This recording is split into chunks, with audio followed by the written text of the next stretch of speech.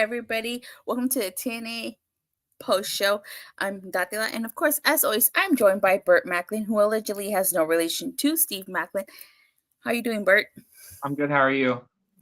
I'm doing good. We got quite a few things to talk about today. But before we get into tonight's show, let's talk about Explosion. We had Shelton Jean versus Aiden Prince. That was a really great match. I'm not sure why they're not using Aiden Prince and Shelton Jean. Like, Shelton Jean showed he had potential, especially when he was tag teaming with Kenny K and G King. But ever since then, they haven't done much. So I definitely would like to see more of Shelton Jean and of Aiden Prince in TNA. What about you? Definitely. I really enjoyed this match, and I thought since they only did one match, this match got like a little more focus and time. Yeah, I really liked it. And I agree with everything you said about using them more. Yeah, it definitely got a lot of focus. It was the only match on Explosion, and it was a great match. We need to see more of Shelton Jean and Aiden Prince. All right, let's kick things off talking about this Rebellion referendum. Wait, Mustafa Ali was on commentary, and before we get into the match, as you know, typical John Schuyler, always cutting a promo. He was talking about how Jason Hodge is not there to challenge Mustafa Ali, but to make sure nobody else does. And before he could finish talking, Kevin Knight interrupts him. If you remember correctly, Mustafa Ali and the Good Hands were responsible for taking out Kevin Knight. I thought it was GYV that took out Kevin Knight. Oh yeah, GYV and Mustafa Ali. My bad. Sorry, I got confused for a second there. Yeah. Let's see. This week's Explosion was horrible. I don't care about retro matches. Give me current product. You know, he does bring up a good point. I feel like they should really focus more on matches on Explosion than instead of doing that the retro stuff. Yeah, I don't know why they keep doing that. At least tonight it was featuring the two people who were in the main event, so I guess that was fine. But yeah, no, I didn't like this either. Great opener. Good to see Leon Sater finally Jake something gets a big pay-per-view match. Yes, we'll get into that. So this match featured Leon Slater, Chris Bay, Alan Angels, Jason Hodge, and Kevin Knight and Jake something. Now I really like the fact that Mustafa Ali was like, why is Jake something in this match? There should be limits. And they had to remind him the X Division, there is no limits. Yeah. Which is true. And Mustafa Ali was a great heel throughout the whole commentary. I mean, through the whole match. Ray Wald as well, like being the heel commentary. But Ali basically the whole time saying that he didn't want Jake something in the match, basically, you know, playing the role of a heel, of a cowardly heel, doesn't want to face him, was shocked that he won. Obviously didn't like that decision. But yeah, I'm really looking forward to that match. Yeah, definitely.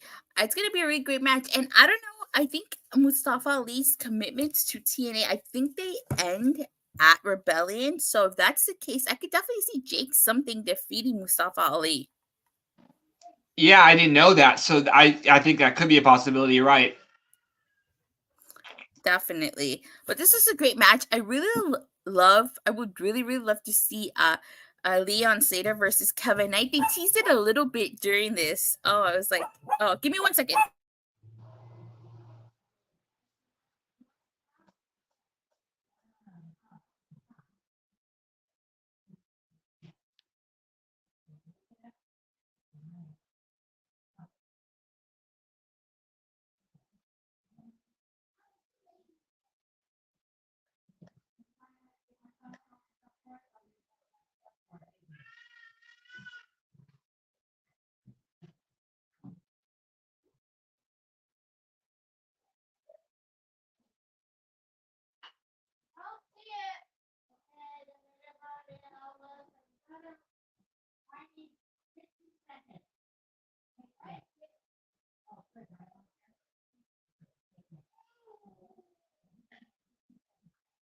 Sorry about that.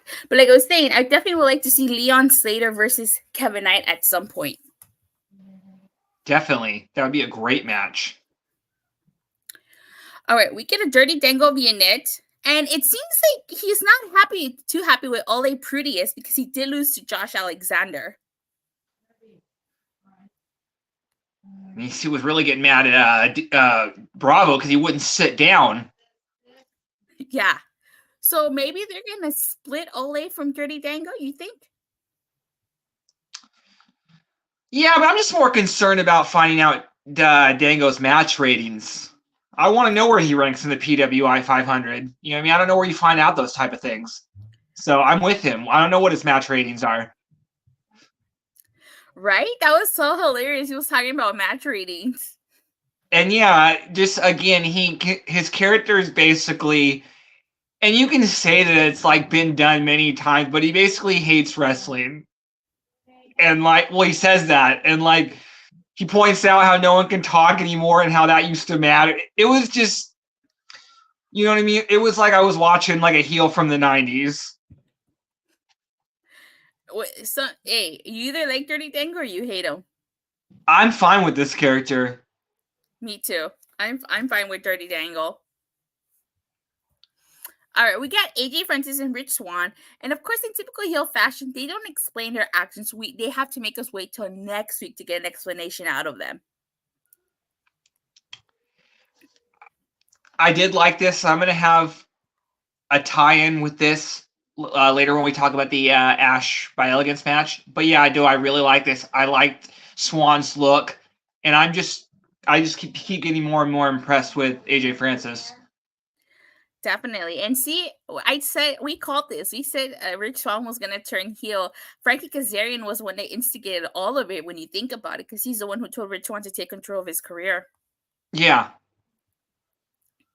We get an interesting in-ring promo by Diener here. It seems like he's turning face. Now, he talks about how all his decisions have led to failure. He talks about the failure of VBD and the failure of the design and his leadership. I thought that was interesting because I don't consider Violent by Design a failure. You know, that was when they were under Eric Young's leadership, and I actually thought that group was pretty successful. But if you talk about that design was a complete failure. I still think that it was a mistake to put Allen Angels in that group. Yeah, just because like you see where Angels is now, but at the same time, that's usually like a typical like wrestling move in terms of like when you bring somebody in, you usually will stick them in a faction, just, you know what I mean, to kind of get them on TV. It's easier that way. But yeah, this was basically like every heel turning babyface promo. Like he was basically saying, you know, he owed everyone an apology, like how much he loves the fans. So yeah, like. And then obviously GYV came out and attacked them, which I really like this. Io says he doesn't know why he gets online hate, but Francis is cool. We want the old Cody Diener back. Haha, give her. I think I briefly remember the old Cody Diener. When I started watching Impact back in 2020, I kind of saw a little bit of the old Diener, but then like he joined Violent by Design, so I didn't get to see much of the old Diener. He was even back in TNA, and Io can help me out. I think it was like the early 2000s, and I made this joke, but I think that's why him and Eric Young had this bond, because they were both in storyline dating ODB. So not at the same time, but in their career, Eric Young at one point, him and ODB were the Knockouts tag team, the last Knockouts tag. Yeah, I remember that. And before that, like, and this is before I watched TNA, but I've seen segments. Diener was with ODB, like in storyline. I don't know if they were like dating, but like she was like 2009 when he was ODB's boyfriend. Yeah. So thank you, Io, as always. But yeah, so I think they bonded over their, over that. So this is a very interesting promo because he's talking about like the people's choice, like the fans are gonna decide what he does now, and like the Grizzled Young Vets pretty much were telling him that he should quit wrestling, that he needs to get out of the ring. I don't know what the fans were thinking. They kind of set up Diener here because they told him not to get out of the ring, and then he attacked GYV, which was not the smartest thing if you ask me, because it was 2-on-1 pretty much. Going back to what Io said, and even though he's technically your number one X Division champ, Jake Something. I wouldn't mind if Jake Something came to the aid of Diener and they reunited and had a tag match with GYV. I would actually like that. I think that'd be pretty cool. Well, depending on if we lose the Motor City Machine Guns, then we're going to need another tag team. So maybe Jake Something and Diener could be that team. Yeah. Now, this segment leads into the Time Splitters versus the Grizzled Young Vets. This was a great match. Was it just me, or was, maybe a little heel tactics by Kushida? He cheap shot at the Grizzled Young Vets, a couple, twice during this match. So yeah, I think, I did like seeing that and then one just side note, I would love to see Kushida as a world champion in TNA. It sucks that they never elevated him in New Japan. But yeah, no, to me, this was my match of the night. Now I didn't have my moment of the night. I'll say that later. But this was my match of the night, I think. Yes, this was a great match. I love the finisher, by the way. The super kick into the hoverboard lock. That was awesome. Yeah, it was awesome. I'm really surprised they had Time Splitters tap out the Grizzled Young Vets there. Mm-hmm. I was not expecting that. Were you? What was that? I said, were you expecting Time Splitters to tap out GYV? No, but at the same time, it also kind of makes me think that Kushida or the Machine Guns aren't going to turn heel against Alex Shelley just because they worked really well together. There was no tension. There was no mess ups just because of communication. So I don't really know what to think. But yeah, I did not expect that win. But this was a great match. And then at the end, they kind of seem to be on the same page, so yeah, we'll see where this goes. Maybe Alex Shelley isn't mad at him anymore. I'm holding out for Machine Guns and Kushida to be the first TNA Trios champions. We should get Trios champions, honestly. Yeah. Look, Ali in the good hands. You can have Ali on the Grizzly Young Vets. Definitely. Nick Nemeth and Speedball Mountain. Yeah. If Macklin and the Rascals were still together, that was another one. So we get an interview with Hammerstone, and I actually really, really like this interview. He is a future world champion. If you weren't convinced by now, you should be at this. Now, I'm still getting familiarized with Hammerstone. I don't know too much about him. I've only seen him wrestle twice, and they have both times have been against Josh Alexander. But I thought this was a really great promo. I really like the intensity behind this promo. He talked about how, that headgear is a symbol of him defeating Josh Alexander, and how it's going to remind Josh every time Josh sees him what happened to him and what will happen to him if they choose to go for a third match. Yeah, no, just to go back to what you said, I watched a little of him in MLW, and I don't remember him cutting many promos. And if he did, I don't remember how they were. Maybe somebody can help us out and say what they thought of him as a promo. But yeah, this was really good. I was blown away by this, and I liked how he kept calling him Thomas. That was good heel stuff. Yeah, that was, and just also for me, he already is elevated to one of the best finishers in Impact.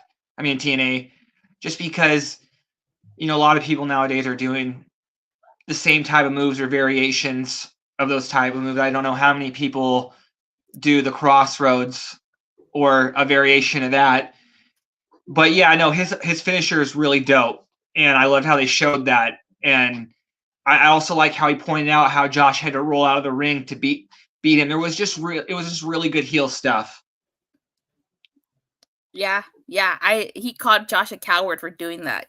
This is great. And I honestly don't know who would win a third match, the rubber match between them. I will say this. If they have Josh if they have Josh beat him, I would be totally fine with that, just because you could also just keep the seeds planned for, if you say Hammerstone's going to be a future world champion, for Hammerstone maybe beating him for the title eventually. But I don't think Josh needs to win as much as Hammerstone. I would rather, because again, his first loss, he wasn't signed to TNA, so technically he is 1-0. I wouldn't start him off with a loss just yet. I'm not saying he needs to go undefeated for a year, but I would have him beat Josh. I agree with you.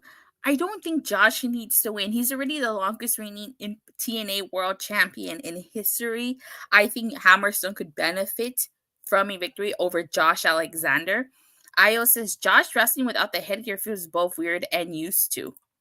Right? It feels weird, but I honestly think that if there is a rubber match, Hammerstone should get the victory, and that'll just make a major impact, pun intended, on for Hammerstone. I mean, defeating the longest reigning world champion not once but twice. I also would love to, because I eventually see Josh is going to be world champion again, but I would just love how also if he maybe had a run with the digital media champion, just to make him a Grand Slam champion. I think that'd be really cool. Io says I would hold the rubber match for later. I feel it's too quick. Let's build Hammer first. I agree.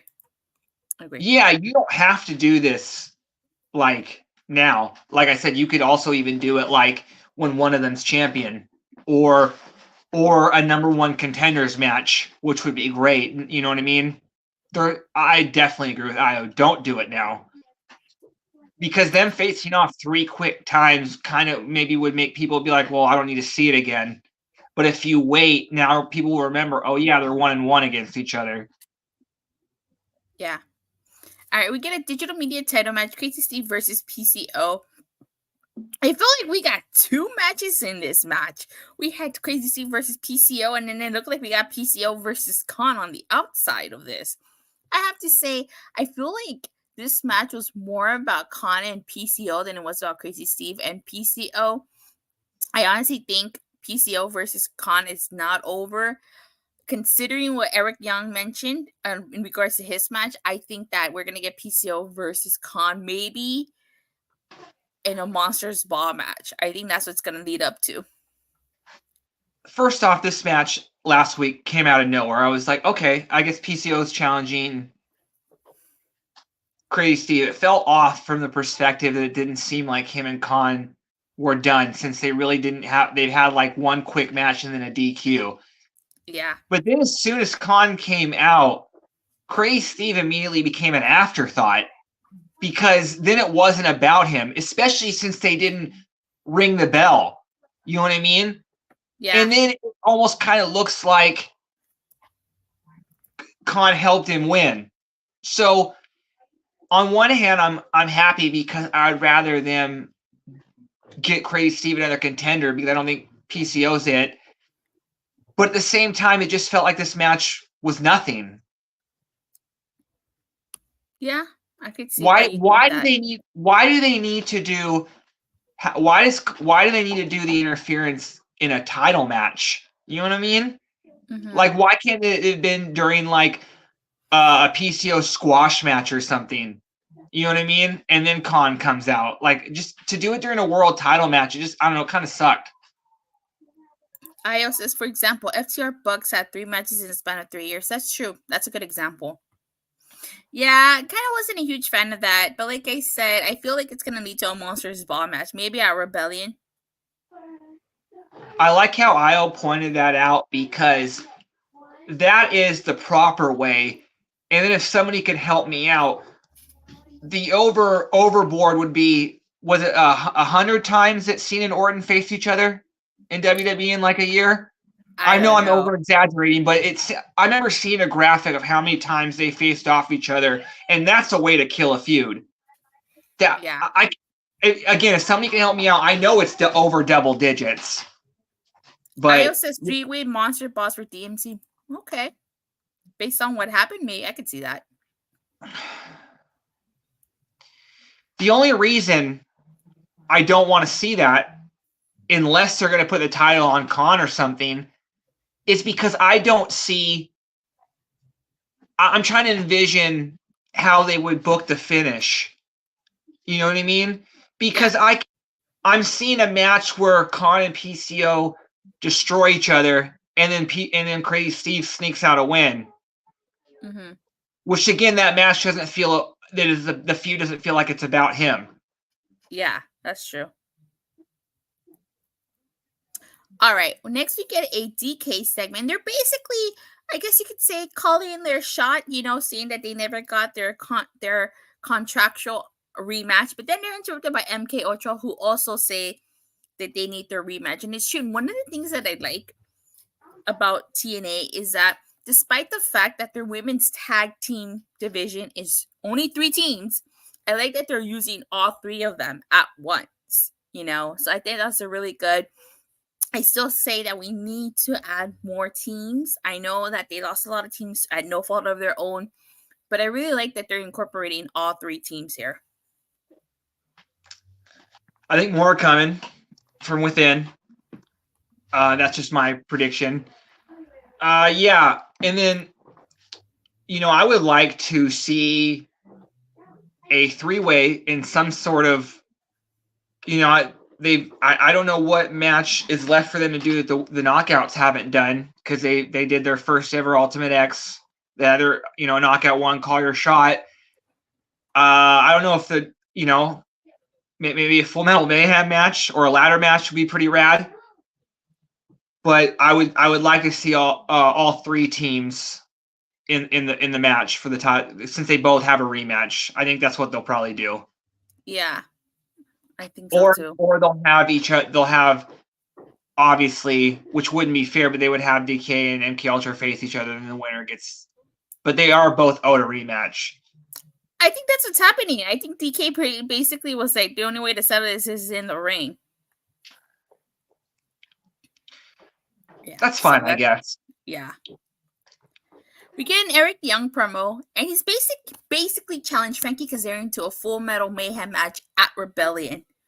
But he also mentions that he's got some, his business with Moose isn't over yet. So I'm thinking that after he's done taking care of Frankie Kazarian, he'll go after Moose again. But I don't think Eric Young's going to win this feud. I don't either. Just because I think we're building Frankie Kazarian getting a world title shot. So I think they want to keep him strong. But especially, I don't think Eric Young needs to win, especially since he beat him and got a world title shot already. So, yeah, I think Kazarian wins. I think so, too. But I'll talk more about Frankie Kazarian when we get into Nick Netman's segment. So we get Ash by Elegance versus Eliza Spark. This was, I guess you can say, a bit of an enhancement match. They're still building up Ash by Elegance. But what I like about this, they added an additional element to this. At the end, she attacked Sparks. She grabbed the chair and drove it into Sparks' throat, and then Xia Brookside came to help her. So maybe they're setting up her first feud with Xia Brookside. I would like to see Kazarian doing an actual King gimmick, maybe win King of the Mountain. Oh, that would be good. So what are your thoughts on this? First of all, my moment of the night came when Ash hit her finisher. That was similar to me from Jordan jumping from the free throw line. She jumped basically halfway across the ring, and I would say a perfect 10 across the board. I better not see any 9s. That was a perfect 10. And let me just say real quick, circle back to what I mentioned earlier. What is going on in TNA needs to be studied. Because on this show, and this is, I think, 2 people that are perfect examples of people the WWE dropped the ball on. It is amazing to me, and this keeps happening, but these are just 2 glaring examples, because I think a lot of times with TNA, they take people who were being used, maybe just not being right or not enough. Like, in terms of Dana Brooke and AJ Francis, I think Dana Brooke, they never used her. And AJ Francis, they never played to his strengths. And what you're seeing right now, like, Ash is pretty freaking good in the ring. I would say way above average. And in terms of AJ Francis, with the look at him, you don't. They were having him do too much, and then his strengths, I hardly ever heard him talk. So again, TNA deserves all the props in the world just for continuing to do this. Like, it's amazing to me. To add on, I mean, look at the stars he created: Steve Macklin, Deonna Purrazzo, W. Morrissey. Look what they did with Brian Myers. All these other people, even Trinity, they treated Trinity like a star. It goes back to Drew Galloway, farther back to Gail Kim. Yeah, like they've been doing this for a while. Io says impressive swanton Astrid with range. The more JJ screws up, the more TNA looks like Roxas. Exactly. I mean, look what they did with Allen Angels. Yeah. Again, he was from AEW, but yeah, it's not just limited to WWE. They do this with everybody. Good point. Freaking Dango too. Exactly. They know how to use people. Again, like, if I knew Dango could cut promos, I wouldn't have had him doing a stupid dancing gimmick. Right? You know, like, you need people. Again, he pointed that out. Like, it's not untrue. You're always going to need people who can talk, and it's not like he can't wrestle. So I don't see what's going. Again, I don't get it. Yeah, I'll never get that. All right, we get Nick Nemeth in-ring promo, and he's basically talking about how he wanted to come in and earn a title shot. He did want to get handed one. Now, he talked about how Steve Macklin stepped up to him and about how he wanted to wait, but Moose obviously couldn't because he attacked him. Now, the system comes out and they confront Nick Nemeth, and I really like the fact that Moose said that the one thing that Nick Nemeth could not be able to beat is the system. I was like, dang, that's cold-blooded. Yeah, that was a really good line. It was like, and he just kind of walked off after that. Again, yeah, that was really good. And the last image of the system holding up gold. Yeah, I don't. Since they're doing this match already, I don't know if Nemeth will win.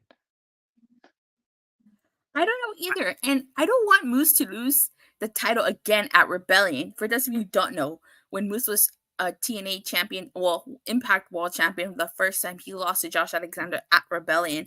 So I don't want Moose to lose his title again at Rebellion. And didn't he also lose against Kenny Omega? Yeah, he did. He lost to Kenny Omega. I don't think that was at Rebellion though. I thought it was at Rebellion, but it was during the pandemic, and they did the match in Daly's place. Or yeah. I know they did that. I don't know. Yeah, you're right. I don't know if it was Rebellion, but yeah, hopefully Moose does win. Okay, so like I was going to mentioned earlier, I think that Nick Nemeth will eventually win the world title. And I think Frankie Kazarian will be the one to take that title off of Nick Nemeth.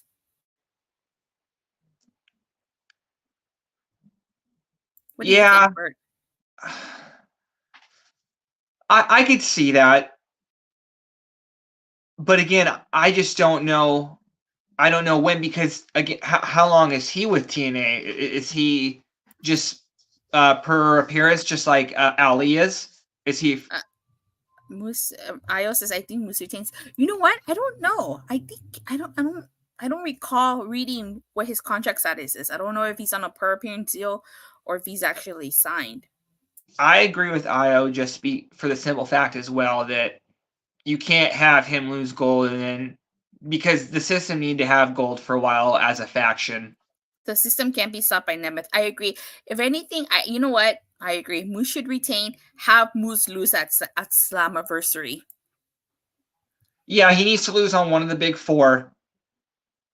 But yeah, then I don't think it'd be against Kazarian, though.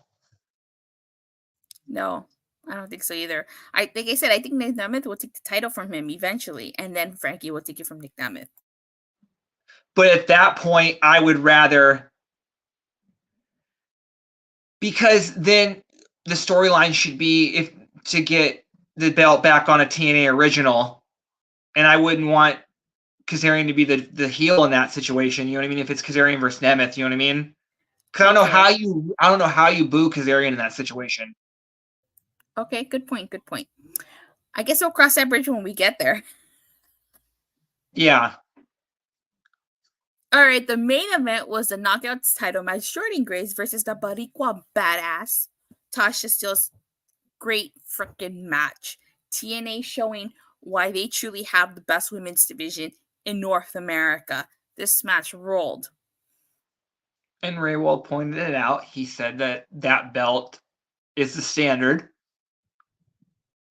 And yeah, I'll preface by saying North America, but yes, I completely agree with that. They did set the standard for women's wrestling in terms of like, you know, the main companies, because I would obviously they're not nearly the size of WWE, but TNA have been around for 20 plus years. You know what I mean? For a while, it was them and WWE on TV. You know, they took over basically where WCW left off and gave WWE competition to a degree. So yeah, I think in terms of not TNA is the standard when it comes to the women's division in North America. They are the standard. I mean, they are the ones that started the women's revolution and way back with Gail Kim, Awesome Kong. They had their women compete in like all these different matches, the Monsters Balls, you name it. The women have done it all. And this is not the first time we get a Knockouts main eventing TNA. Remember Deonna Purrazzo main evented against Roxy, where she won the ROH women's title? Jordan hasn't reached her final form yet, like Fiza or Cell from DBZ. So this is an incredible main event. Again, showing why they truly are the standard for when it comes to women's wrestling.